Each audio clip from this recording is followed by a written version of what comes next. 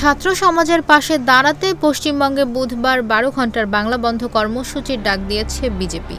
মঙ্গলবার ২৭ আগস্ট এ কর্মসূচি ঘোষণা করেন বিজেপির পশ্চিমবঙ্গ রাজ্যের সভাপতি সুকান্ত মজুমদার। কর্মসূচি অনুযায়ী বুধবার সকাল ৬টা থেকে সন্ধ্যা ৬টা পর্যন্ত চলবে এই সাধারণ ধর্মঘট। এদিকে এ কর্মসূচির বিরোধিতা করেছে তৃণমূল নেতা কুণাল ঘোষ বলেন, এটা বাংলার বিরুদ্ধে চক্রান্ত, কোনো ফাঁদে পা দেবেন না। পশ্চিমবঙ্গের বুকে কোনো বাংলা বন্ধ হবে না, জনজীবন স্বাভাবিক থাকবে। বিজেপির ডাকা বাংলা বন্ধ ব্যর্থ করুন। চিকিৎসক হত্যার প্রতিবাদে মঙ্গলবার পশ্চিমবঙ্গের প্রশাসনিক ভবন নবান্ন ঘেরাও কর্মসূচিতে আন্দোলনকারী ছাত্রদের বিক্ষোভে লাঠি চালায় পুলিশ। ছোড়া হয় কাঁদানে গ্যাস, জলকামান।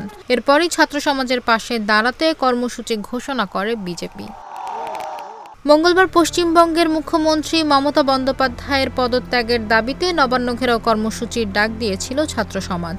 সেজন্য মঙ্গলবার সকাল থেকেই নবান্ন চত্বরে ছিল নিশ্ছিদ্র নিরাপত্তা।